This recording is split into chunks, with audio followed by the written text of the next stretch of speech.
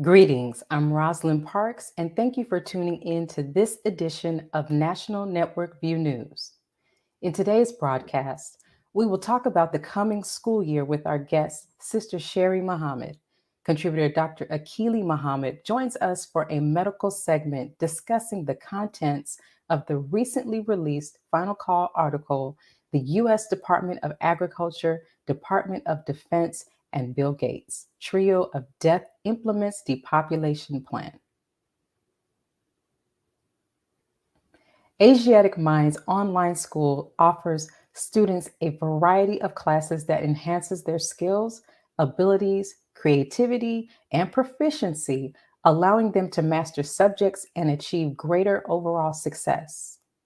Sister Sanaya, this is your third week of class at Asiatic Minds Online School. You've expressed a great interest in the Asiatic Minds math class. Yes. What? Yes. Yes. I actually, that's like my favorite subject with almost every school I go to. But I especially like Brother Shahid's class because, yes, we're learning math, but we're learning math in a very fun way. It's like he's not just giving us the facts and just doing it. He's giving us the facts, explaining it in a fun way. He always says that mathematics is Islam and Islam is mathematics, and I believe that to be true. Everything that we do is involved with math. He says he wants us to be bilingual in the language of mathematics and English. Joining us is Sister Sherrie Muhammad, founder and executive director of Asiatic Minds Online School. Greetings, Sister Sherrie. Greetings, Assalamu alaikum. How are you, Sister Rosalind? Well, how are you? I'm wonderful by Allah's grace. Thank you so much for having me this evening. Yes, ma'am. Thank you for joining us. Now, Sister Sherrie, previously you shared with us how students were taking a 5-week workshop in architecture from BAM, which is Black Architects in the Making. Can you elaborate a little bit more on that workshop? Yes, ma'am, Sister Rosalind. As you were just stating that BAM does stand for Black Architects in the Making, this is a group of Black architects, and they are based out of Miami, and they have a program where they go into schools and now virtually come into schools, and they expose children, particularly Black and Brown children, to architecture to strive to increase their awareness of that field and hopefully to interest them in a field or a career in architecture. And so what they've been doing thus far is the way the workshops are set up, they have 5 workshops. And they have exposed them to writing like an architect, tracing or sketching like an architect. They did an introductory class where they showed them all sorts of architecture, and they discussed what it is. And the children were really involved in that discussion and knew quite a bit more than what they thought, and also learned a little bit more than what they probably thought that they would learn as well. And so we still have a couple of classes left with BAM, and I'm so looking forward to it because they're going to be doing a model as well. And so that's going to be an awesome experience for the children of Asiatic Minds to be able to have. It sounds wonderful. Yes, ma'am. Asiatic Mind students are also benefiting from a variety of courses and experiences. How will the elective classes that are offered enhance student proficiency, creativity, mastery of subjects, and an overall achievement? So, Sister Rosalind, with our elective classes are designed to take the children beyond the basics of math and science and language arts. However, they include them, but they allow the child's mind to expand and explore different interests that they might have. I was reading a blog, and it was speaking about different elective classes and whatnot in school and the benefits of it. And I love it where it says that these type of classes, they offer skills that simply cannot be taught with your tradition, with the regular classes. So they can gain confidence by, choosing to do something. Let's say in photography, they found out they're really great at taking pictures. Their confidence level goes up. They begin to articulate the things that are outside of the normal classrooms because they may get a grasp on some other subject that they find very interesting or that intrigues them. And so it opens them up once you're able to begin to speak on something. They dialogue more when they find a great interest in a different class. That in turn helps build them up because once your confidence is built and you really believe in yourself in one area, it will spill over into the other areas such as math and language arts and science, social studies, those classes. So, yeah, the elective classes that we have, we intend to expand the offer of elective classes, be it the will of Allah next year. And the children really love those classes. I think that's some of their favorite classes, actually, are the elective classes. I can see that. What have the parents told you about their child, and even their experiences so far with Asiatic Minds? So the feedback from the parents so far has just been wonderful. It's very humbling, and it makes me feel so great to know that Asiatic Minds is really filling a need and a void that the parents had. They've quite a few of the parents and their children were in situations like I was in with my children. Being in a smaller city, we didn't have a brick and mortar MUI or any type of Muslim school that I could send my children to. So I homeschooled from the beginning, and I always wish that I had something like Asiatic Minds for my children to be able to connect with other Muslim children because it really helps them. And I've had parents express this as well as the students, how they really feel safe. They really feel that they can express themselves and just be themselves as Muslims.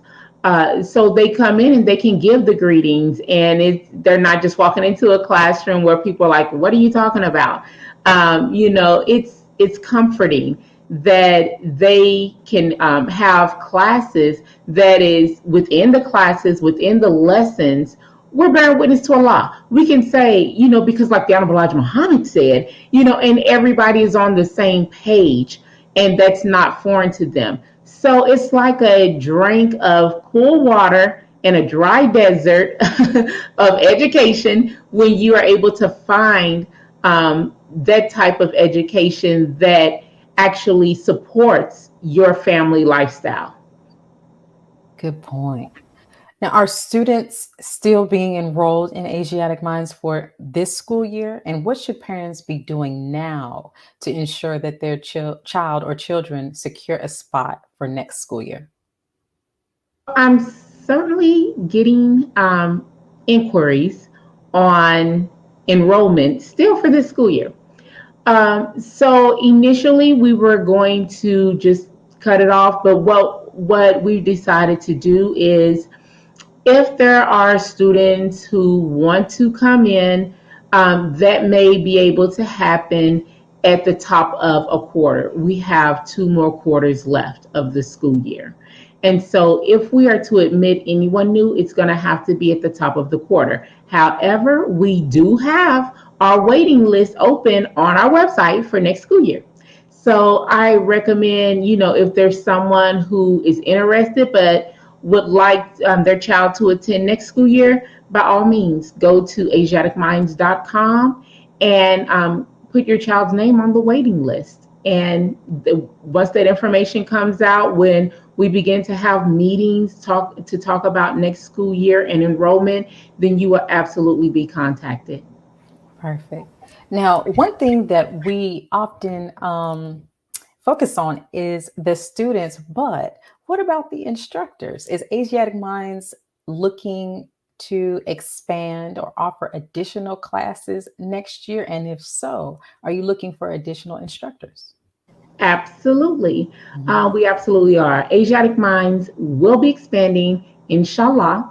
And that absolutely means that we are going to need additional instructors. And that list is actually growing too. That's on the website. So once again, if you go to asiaticminds.com, you're going to see a red button that says join our team. Click that button, answer the simple questions, and in January is when those contacts are going to begin being made. So I'll begin speaking with future instructors and those interested in January. So you still have time, and even if it's in January, you can still continue to submit your name and information because we do have until next school year, but we're going to get that ball rolling early because we do have some expansion taking place in Asiatic Minds, and so we need to definitely get our staff in place. Perfect, Sister Sherrie. And one more thing before you go, please tell us again how we can learn more about the online school. I know you're on social media as well as the website. What are those handles for us? Oh, you would ask me. I have a social media person, but I believe Facebook is Asiatic Minds. If you go to Facebook, you should be able to find us, Asiatic Minds on Facebook. Oh, it's right there on the screen. And then we are also on Instagram, and that should be Asiatic Minds as well for Instagram. So please do connect with us on Facebook, connect with us on Instagram, go to the website. There's a phone number on the website as well if you're a person like myself who likes to call someone up and have a conversation. So those are the many ways you can get in contact with us and stay in touch. Perfect. Thank you, Sister Sherrie, as always, for joining us. And we look forward to speaking with you again soon. Absolutely. Thank you, Sister Rosalind. And quite naturally, I have to thank the Honorable Minister Louis Farrakhan for his sacrifice as well as his family's sacrifice. For without the work that they put in, there's absolutely no way that I would be sitting here this evening talking to you about Asiatic Minds. So thank you, dear Minister, and may Allah continue to bless you and your family. Thank you, NNV News, Sister Rosalind. Have a good evening. Have a good evening. Thank you. Let's pause for announcements from our sponsors. When we return, Dr. Akili will join us for our weekly NNV News medical update as we cover information from the final call on the American depopulation plot. We'll be right back. Be a part of the force that powers truth in journalism. Your support helps us to highlight solutions for a brighter tomorrow. Go to nnvnews.com/donate.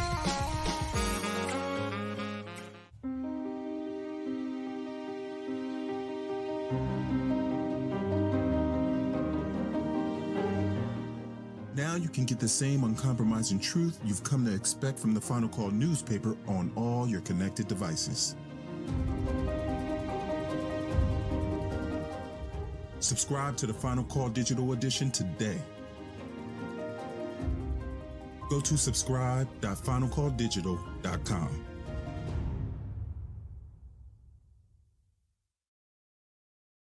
The hashtag #BankBlack social media campaign made strides not only in revolutionizing how we bank, but also how we think. The movement inspired thousands of African Americans across the country to transfer or deposit millions of dollars into Black-owned banks. These are banks that will invest in urban communities, employ African Americans, support Black businesses, and inspire Black home ownership. This is a very proud moment for our culture as we are taking small, but significant, steps towards building Black power through Black wealth. Please share your thoughts with us in the comment section below. Follow us on social media at NNV News, and please subscribe to our YouTube channel at National Network View. I am Anissa Muhammad with nnvnews.com.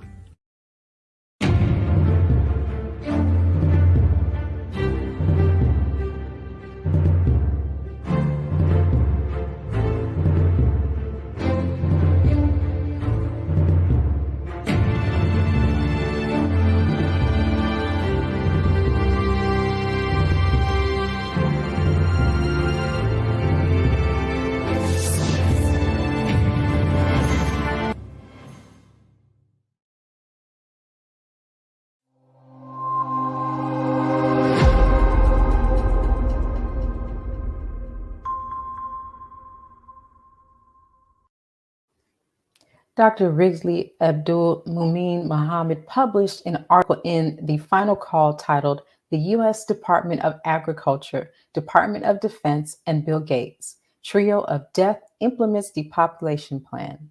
The article detailed the many ways America and the 10% are enacting their depopulation plot on the American people and the world. The Executive Council of the Nation of Islam must call our scientists. Come and let's sit down. Our virologists, our epidemiologists, those of us who know the science. We cannot let them bring anything to us that we don't dissect. Don't you take a vaccine unless you say to our people, we've checked it out. And you better be of the truthful ones. But Farrakhan, if we don't take the vaccine, we're sure to die. You're dying for sure now. They want to quicken death. Yes, brothers and sisters. They are in the Bible as the pale horse of the 4 horsemen of the apocalypse. The pale horse had a rider, his rider was death. And everywhere that pale horse went, hell followed behind. Joining us is NNV News medical contributor, Dr. Akili Muhammad. Greetings, sir. Greetings, ma'am. How are you? I'm well, thank you, sir. How are you? Doing wonderful. Thank you. Good. Dr. Akili, the article mentioned the Department of Defense funding research that would develop viruses that could be put into insects to poison crops. How can we combat these types of plans? I don't think individually there's anything that we can do except trust in the God that we serve. In the Nation of Islam, we believe that Master Farah Muhammad is the God of this dispensation of time. And it's his duty and it's his responsibility to take care of our enemies. We're supposed to trust in him. There's not much that we can do with people that have that type of a power, which I'm sure some people would think that that's far-fetched, but no. This government and other governments in the world have been experimenting with mosquitoes specifically and other types of insects for years to spread disease and do other things. So it's definitely possible. And they have definitely gotten better at it because they've been doing it for many, many, many years. But that's outside of our capability to handle. And so we have to trust in the God that we serve and the messengers that he puts in front of us, that they will handle their job and we have to do ours. Bill Gates has become the largest individual owner of land in the United States. With Bill Gates buying up land in America, should our people be more aggressive with our acquiring of land? Well, absolutely. I believe we should be more aggressive in acquiring our own land, but I don't think it should be in response to the fact that Bill Gates is the largest owner of land in the United States. I think it should be because we have been given divine information, and that divine information from the Honorable Elijah Muhammad and Minister Farrakhan have been suggesting that we as Black people get our own farmland so that we could take care of our own health and have our hands directly in line with what we eat. Therefore, we know what's going into our bodies and we know what our health could be if we would take control like that. So again, we should not be responding to the enemies and what they are doing. We should be responding to what God has given us instruction to do. And if we do that, then we can go in scriptures and we can find where we will be successful. You go to Noah's story, Moses' story, Abraham's story, and on and on and on. In the Bible and the Quran, we can read stories that people who listen to the messenger of God in their midst, those people were successful. And so, my personal viewpoint is that I don't pay attention to our enemies other than to study what is happening, but to try to concern myself with power that's greater than me. I just have to trust in the power that I believe in, and we're going to be successful. The article also mentions Gates' hand in the fake meat industry. Should we eat any fake meat at all? And I'm sure you've seen them, the Impossible Burgers, or some of the items will say plant-based. Yes. Even though some are said to be made from grains and veggies, there's a lot of processing that goes into making those food-like items look like meat. What are your thoughts on that? Well, again, it's a process of making decisions scientifically rather than emotionally. And so when we get into accepting information from whatever source it's from, we have to always put things back into perspective. What is the purpose of food? Why am I eating food? What is it supposed to serve me? And if we understand that, then we will always evaluate what is coming into our body. What are we putting on our plate, on our fork, on our spoon, or in our glass? And if the if the end result is I want to have good health, I want to live a long time, I want to keep my faculties, I don't want to lose my mind, I don't want to lose my memory, well, then that's an everyday process. And when you start off right, when we're talking about a reality of something fake, why would you put something fake in this best made reality that God put on the planet Earth? That's the human being, the human body.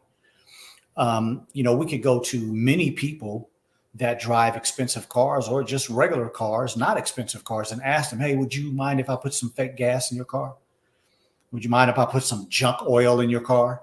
And that person would be offended and probably angry with you for you even asking that type of a question with their car. But here it is, we make these type of decisions every day with our health, with the only thing that we really have.